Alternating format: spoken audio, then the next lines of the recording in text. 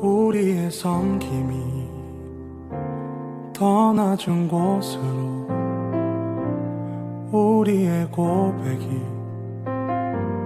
더 낮은 곳으로 쓰러져 있는 그들을 향해 당신이 그랬듯 더 낮은 곳으로, 낮은 곳으로 우릴 초대하네. 함께 하자고 말씀하시네. 우리도 예수 그 길을 따라 함께 가길 원하네.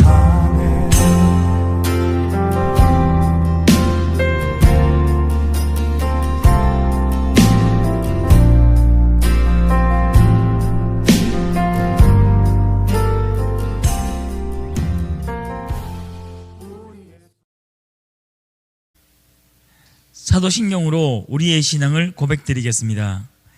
나는 전능하신 아버지 하나님 천지의 창조주를 믿습니다. 나는 그의 유일하신 아들 우리 주 예수 그리스도를 믿습니다. 그는 성령으로 잉태되어 동정녀 마리아에게서 나시고 본디오 빌라도에게 고난을 받아 십자가에 못 박혀 죽으시고 장사된 지 사흘 만에 죽은 자 가운데서 다시 살아나셨으며 하늘에 오르시어 전능하신 아버지 하나님 우편에 앉아 계시다가 거기로부터 살아있는 자와 죽은 자를 심판하러 오십니다. 나는 성령을 믿으며 거룩한 공교회와 성도의 교제와 죄를 용서받는 것과 몸의 부활과 영생을 믿습니다. 아멘. 다 함께 나는 예배자입니다라는 찬양을 드리겠습니다. 우리가 비록 우리 앞에 놓인 상황 때문에 함께 예배드리지 못할지라도 우리 모두가 예배자라는 사실을 기억하면서 다 함께 찬양을 드리겠습니다.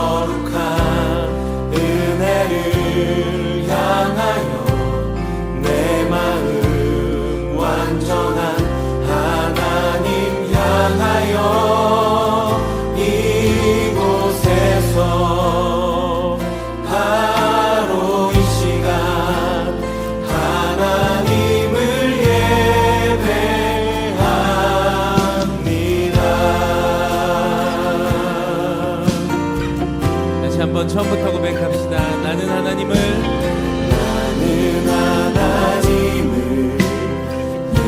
예배하는 예배자입니다.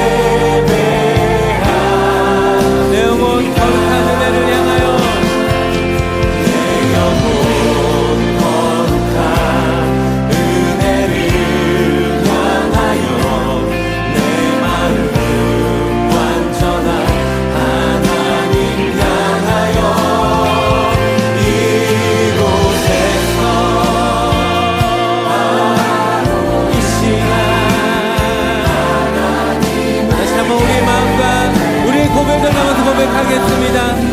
내 영혼 거룩한 은혜를 향하여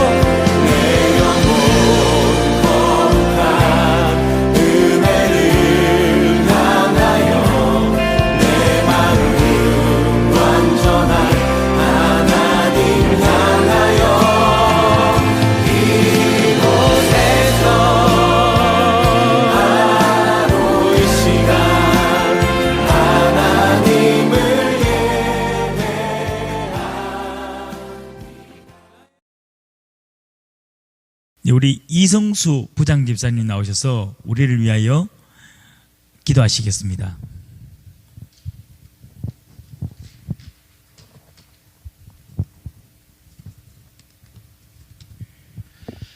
거룩하신 하나님 아버지, 코로나19로 국가적으로 어려운 가운데에서도 이렇게 영상으로나마 함께 예배 드릴 수 있게 하여 주시니 감사합니다.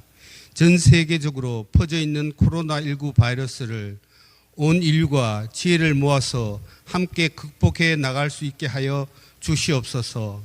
이번 사태를 겪으면서 하나님께서 주신 자연을 창조 질서에 맞게 잘 보존하는 지혜도 허락하여 주시옵소서. 오늘도 이창희 전도사님, 속고 속이는 야곱과 라반이라는 제목으로 말씀 전하십니다. 중고등부 모든 학생과 교사들이 말씀 가운데 임하시는 하나님의 음성을 잘 들을 수 있게 하시고, 이러한 시련 가운데 더욱 성숙하고 하나님께 칭찬 듣는, 하나님을 기뻐하는 중고등부 되게 하여 주시옵소서. 하루빨리 건강한 모습으로 웃으며 만날 수 있게 하여 주실 것을 믿습니다. 시련을 통하여 우리를 성장시키시는 예수님의 귀하신 이름으로 기도드립니다. 아멘. 예, 오늘의 본문은 창세기 47장 9절 말씀입니다. 야곱이 바로에게 아뢰되 내 나그네 길의 세월이 130년이니이다. 내 나이가 얼마 못되니 우리 조상의 나그네 길의 연조에 미치지 못하나 험악한 세월을 보내었나이다 하고. 아멘. 하나님, 이 시간 우리가 주일 예배 공동체로 함께 모여서 예배를 드릴 수 없는 상황 때문에 영상으로 예배를 준비하고 또 영상으로 예배를 드리게 되었습니다.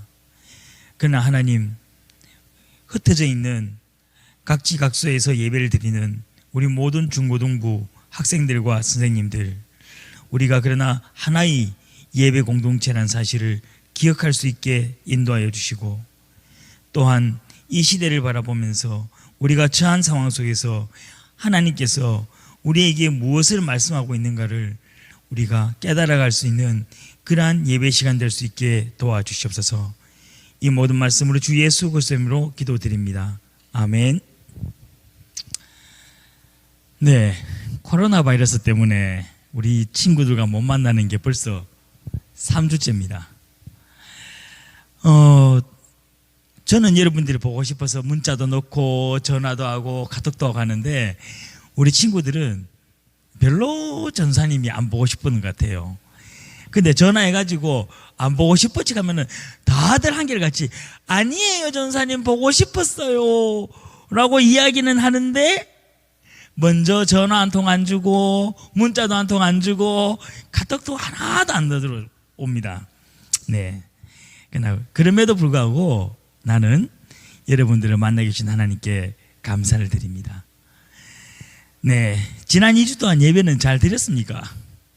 전화를 해보니까 뭐 늦게라도 예배를 드린 친구들도 있고, 또 예배를 드리지 못하는 친구들도 있고, 또 드리려고 했는데 못 드린 친구들도 있고, 예, 괜찮습니다. 그래서 오늘 이렇게 영상 예배를 준비하는 것은 우리가 전사님이 잘 살아있다는 것을 보여도 드리고, 또 그 다음에 내가 이 다른 교회 목사님들, 전사님들 설교를 들어봤지만은 나는 우리 전사님 설교 꼭 듣고 싶어하는 친구들이 있을까봐 이렇게 영상 예배를 준비해 보았습니다. 자, 오늘 본문의 사건은 요셉이 애굽의 총리가 된 이후에 그의 아버지 야곱과 형제들을 애굽으로 불러들입니다. 이제 기근을 피해서 애굽으로 들어간 이 야곱과 요셉의 형제들이 애굽의 왕 바로 앞에서 대화를 나눕니다. 그때에 이 야곱이 자기의 일생을 돌아보면서 그 애굽 왕 바로에게 이야기를 합니다. 그러면 도대체 야곱의 일생이 어떠했기에 그 왕 앞에서 자신의 연수가 짧으나 인생이 험악했다라고 이야기를 하였을까요? 그래서 우리 야곱의 일생을 먼저 한번 살펴보겠습니다. 야곱의 험악한 일생의 시작은 야곱이 그의 아버지 이삭을 속이고 형 에서가 받아야 될 장자의 축복을 받으면서 시작됩니다. 야곱은 아버지를 속여서 에서가 받아야 할 장자의 축복을 받기는 하였으나 그러나 그 무서운 형의 분노가 자기를 죽일지도 모르기 때문에 그 분노를 피하여서 도망을 치게 됩니다. 이때 도망을 친 곳이 외삼촌 라반의 집입니다. 이곳에서 가는 여정부터도 험난했지만은 이 라반의 집에서는 더 험난한 생활들이 시작됩니다. 자, 야곱이 외삼촌 라반의 집에 딱 도착을 하였는데 딱 보니까 자기의 사촌 누이 라헬이라는 여인이 너무 아름답습니다. 그래서 그 라헬의 미모에 반해서 라헬과 결혼하기를 소원합니다. 그런데 이 야곱이 라헬을 얼마나 사랑하였는지는 성경에 너무 잘 기록되어 있습니다. 어떤 성경의 구절보다도 이 야곱만큼 한 여인을 사랑한 남자가 없다라는 생각이 들 정도입니다. 창세기 29장 20절에 야곱이 라헬을 위하여 7년 동안 라반을 섬겼으나 그를 사랑하는 까닭에 7년을 며칠까지 여겼더라. 얼마나 사랑했으면 7년이란 긴 시간을 며칠처럼 일할 수 있었을까요? 7년이란 기간은 여러분이 초등학교 6학년 때부터 고등학교를 졸업할 때까지 기간입니다. 이 기간 동안 나는 공부를 너무 좋아해서 공부하기를 이 7년 동안 공부한 시간이 불과 며칠처럼 지나갔더라고 하는 학생들은 한 사람도 본 적이 없고 이야기도 들어본 적이 없습니다. 아무리 가끔 있는 정말 공부를 좋아하는 친구들도 이렇게까지 공부를 사랑한 친구들은 들어본 적이 없습니다. 그런데 이런 경우는 많이 들어봅니다. 여러분도 많이 경험했을 겁니다. 나는 7시간을 게임했는데 불과 1시간 같더라. 또는 내가 7시간을 게임했는데 불과 10분밖에 게임한 것 같지 않더라. 그렇죠. 너무 좋아하게 되면은 시간이 가는 줄을 우리가 모르게 됩니다. 자, 야곱은 라헬을 너무나 사랑해서 그녀를 위하여 일하였습니다. 외삼촌 라반은 야곱을 속이고 그런데 언니 레아를 라헬 대신에 야곱과 결혼을 시킵니다.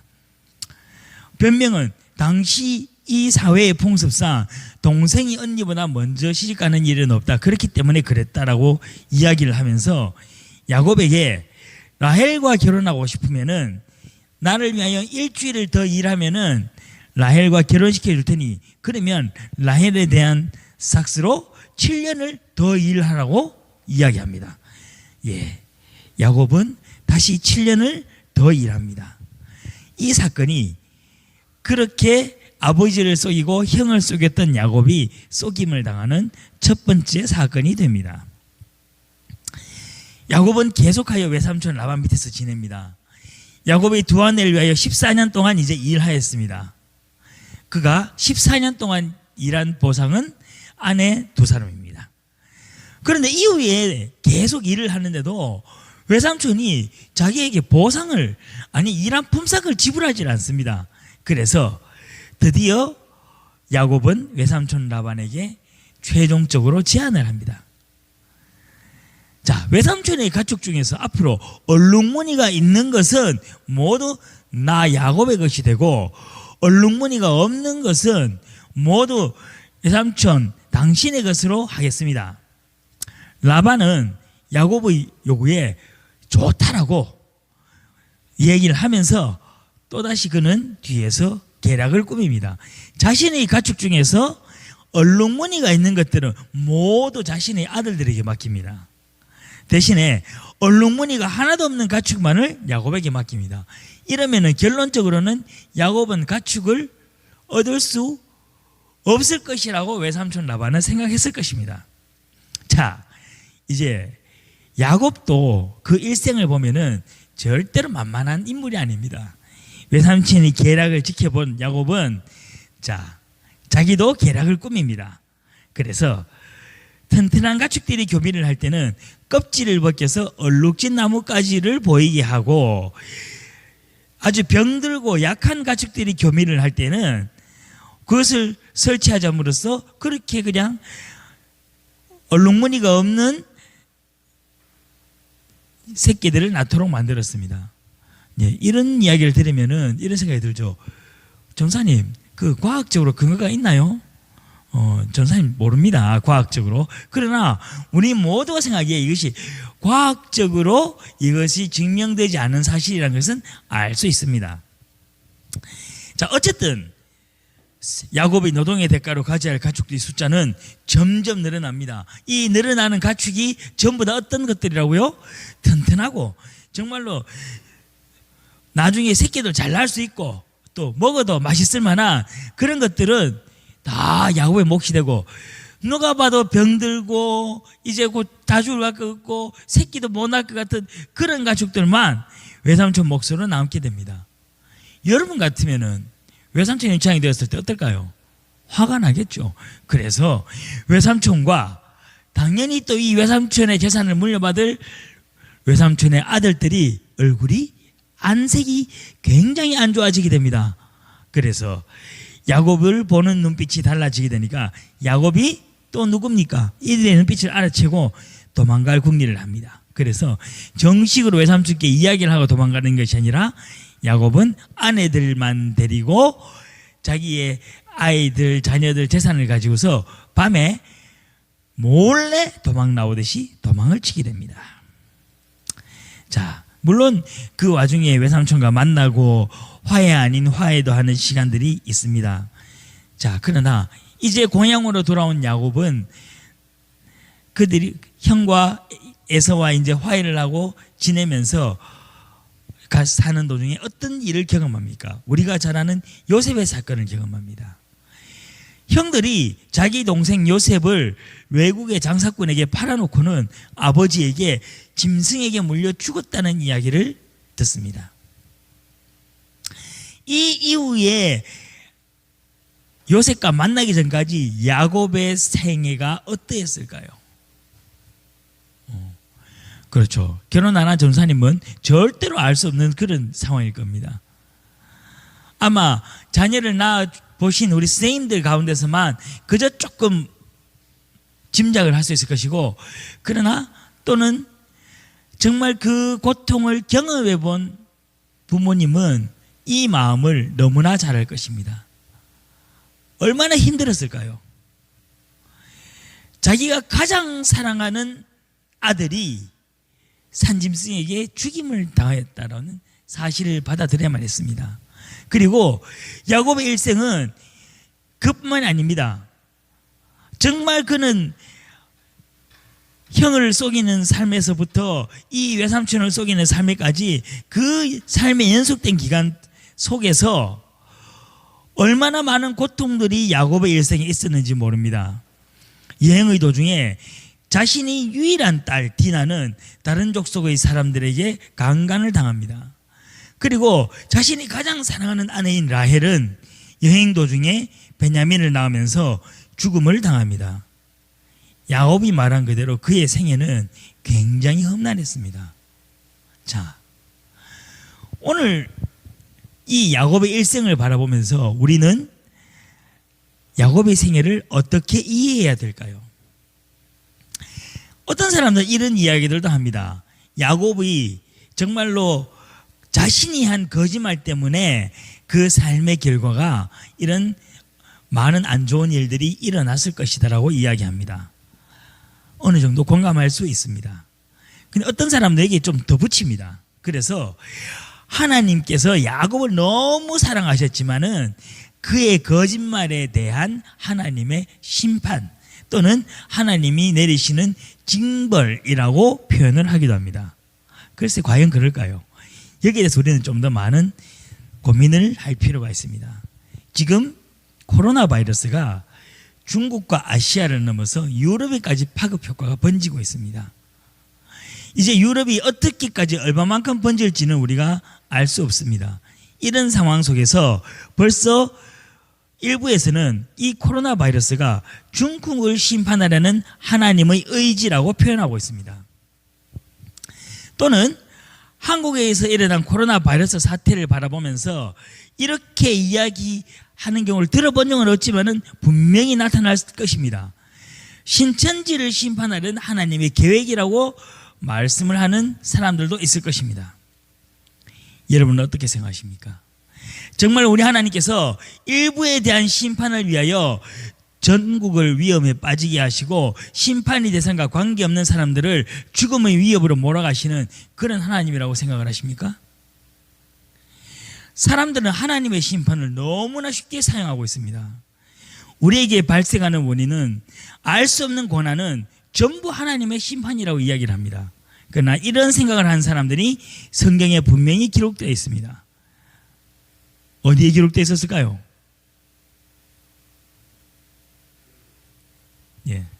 욥기입니다. 욥이 엄청난 고난을 갑자기 당하기 시작하자 욥을 시험하려는 사탄의 계략에 대하여 이것은 하나님께서 허락하신 사건이라고 성경은 분명히 이야기하고 있습니다. 그러나 이 상황을 모르는 욥의 친구들은 이 모든 것이 욥의 죄악에 대한 심판이라고 말합니다. 또한 우리가 대부분의 기독교인 사업장에서 볼 수 있는 내 시작은 미약하나 내 나중은 창대하리라는 구절은 발닷이라는 욥의 친구가 욥에게 네 자녀들이 죄 때문에 죽었다. 네가 받는 벌도 너의 죄 때문이다. 이제라도 돌이켜서 하나님께 돌아오면은 하나님이 너를 용서하시고 너를 축복하시리라는 의미에서 한 구절인데 우리가 마치 성경에서 우리에게 주시는 축복의 구절인 것처럼 우리가 너무 잘못 사용하고 있는 경우가 많지요. 저는 개인적으로 우리 중고등학생들은 이 구절을 다른 사람에 대한 축복의 의미로 사용하지 않기를 바랍니다. 이 구절은 축복을 위한 구절이 아니라 친구의 어려운 상황에 대한 정죄와 심판의 구절의 의미를 가지고 있습니다. 자, 그런데 이 욥의 친구들의 경우처럼 오늘을 사는 우리 기독교인들이 너무나 많은 하나님의 심판을 오용하고 있습니다. 하나님께서는 의인 10명만 있더라도 그 이 의인 10명 때문에 소돔과 고모라 전체의 도시가 저지른 죄악을 심판하지 않으시겠다고 아브라함과 약속했던 그러한 의지를 갖고 계신 하나님입니다. 우리는 그 의지의 하나님을, 그러한 하나님의 의지를 어디에서 찾아야 하겠습니까? 그러면 중국 정부를 심판하기 위해서 하나님께서 전 세계를 바이러스 위험에 빠지도록 하셨을까요? 신천지 하나를 심판하시기 위하여 온 나라를 바이러스 위험에 빠지게 하실 하나님이십니까? 우리는 이제 코로나의 위험이 더 이상 문제가 아니라 이 코로나 사태 이후에 다가올 더 엄청난 어려움이 우리에게 있을 것입니다. 지금 코로나 바이러스 때문에 대한민국의 경제 활동 자체가 멈추었습니다. 이로 인하여 다가오는 후폭풍은 우리가 상상의 이상의 것들로 다가올 것이라고 생각이 됩니다. 과연 하나님께서 이런 심판을 하신 것일까요? 그러면은 이제 우리는 우리에게 나타났고 그리고 우리에게 다가온 이 코로나 사건을 통해서 우리가 어떻게 이야기를 해야겠습니까? 우리의 하나님이 중국 정부를 심판하기 위해서, 신천지를 심판하기 위해서 전국의 모든 학교들이 3주 동안 휴교를 하도록 만들고 교회가 4주 동안 어떠한 공적도 공적 모임도 가질 수 없고 심지어 주일 예배도 가질 수 없는 이 환경으로 몰아넣었다고 생각해서는 안 되는 것입니다. 혹여 이 교회가 교회답지 못했기 때문에 하나님의 징계를 내서 4주 동안 예배를 드리지 못하고 있다고 생각해서도 안 된다는 것입니다.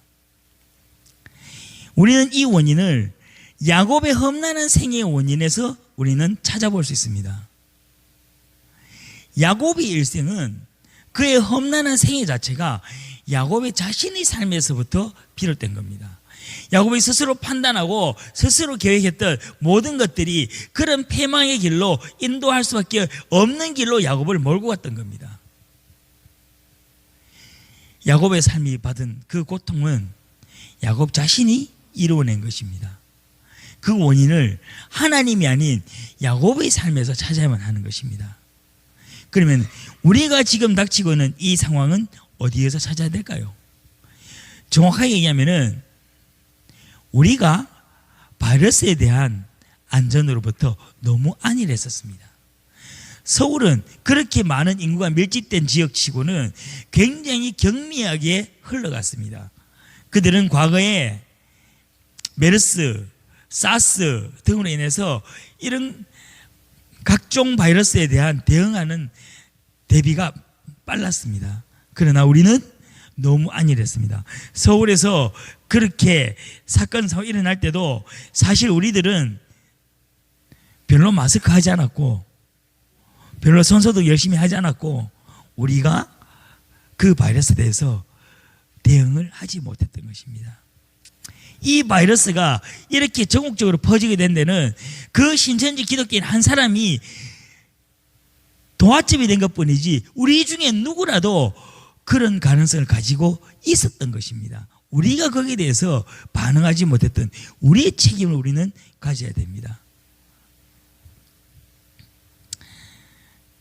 우리가 함께 예배를 드리지 못하는 이 아픔 속에서도 그러나 우리는 예배에 대한 여러분의 마음을 제가 살펴보았습니다. 교회에 나오지 못해서 행복하지 않냐는 질문에 주일날 일찍 안 나오고 되니까 그래도 편안하지 않았냐는 질문에 대부분의 여러분들은 아니요, 허전해요. 교회 가고 싶어요. 네, 그 대답들 정말 감사했습니다. 그런데 교회가 왜 좋아? 왜 그래 우리 친구도 오고 싶어? 물었을 때는 아무도 그 이유를 이야기를 못합니다. 그게요. 그냥 오고 싶고 그냥 좋은 곳. 네, 그런 곳이 우리 안강제일교회 중고등부라는 겁니다. 그리고 우리 선생님들이 그리고 제가 바로 그런 중고등부를 만들기 위해서 사실 지난 1년 동안 많은 노력을 하였습니다. 여러분이 와서 그저 편한 곳, 와서 즐거운 곳, 그러면서 그 안에서 우리가 하나님의 말씀을 배워나가고 하나님의 은혜를 경험해 나가는 곳, 저는 그런 안강제일교회 중고등부가 되기를 소망합니다. 이제 코로나 사태가 어느 정도 마무리되면서 우리가 함께 예배드릴 때 우리가 정말 기대했던 만큼 뜨겁게 열정적으로 함께 찬양을 드리고 예배를 드립시다. 그리고 우리가 미쳐가지 못했던 겨울 수련회, 이제는 우리가 아마 이번에 수련회를 가지게 되면 겨울 수련회가 아니고 최초로 봄 수련회가 되겠죠. 여러분, 왜 우리에게서 하나님께서 수련회를 거두어 가셨을까요? 무려 우리는 2번씩이나 가려고 했는데 그 2번 다가 연기되었습니다. 여러분, 이번 수련회를 통해서 하나님께 도대체 우리에게 얼마나 큰 것을 주시려고 자꾸 미루고 우리로 하여금 기대하고 설레게 만드실까요? 여러분, 우리가 지난 겨울 수련회 가지 못했다고 희망을 잃지 마십시오. 그거 아무것도 아닙니다. 하나님께서 다음 우리가 모였을 때에 우리가 준비하는 수련을 통해서 우리가 이제까지 경험하지 못했던 놀라운 하나님의 은혜를 여러분에게 부어주실 것입니다. 우리가 그날을 기대하며 그날을 소망하며 그 희망을 가지고서 우리 다음 모일 그날 그 언젠가를 기다리면서 우리가 다 함께 이 자리를 사모하면서 기다립시다. 다 함께 봉헌을 드리겠습니다.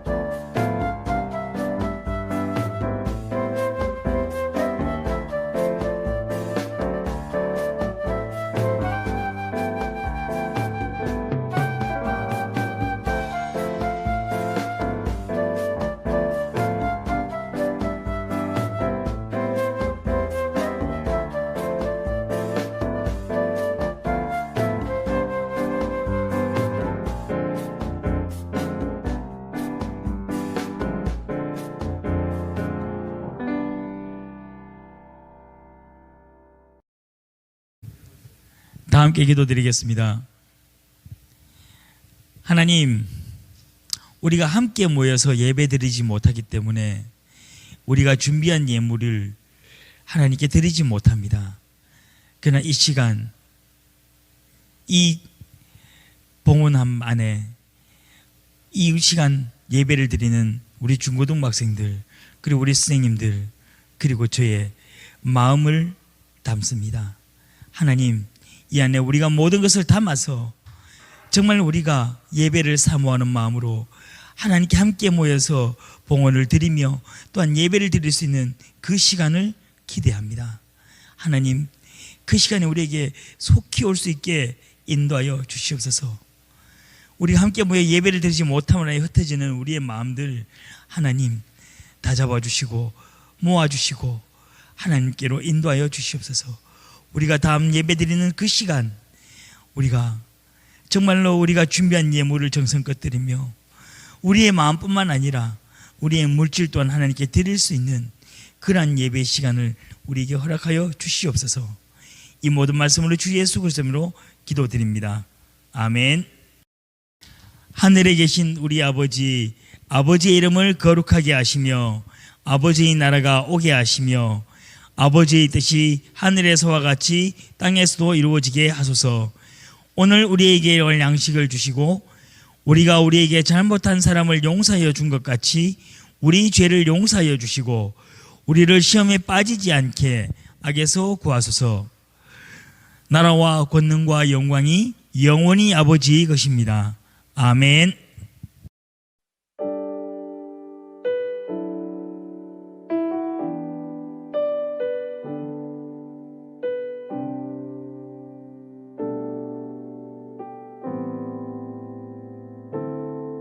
당신은 시간을 뚫고 이 땅 가운데 오셨네. 우리 없는 하늘 원치 않아 우리 삶에 오셨네. 자신의 편안 버리고 우리에게 평안 주셨네. 가장 낮은 자의 모습으로 우리 삶에 오셨네.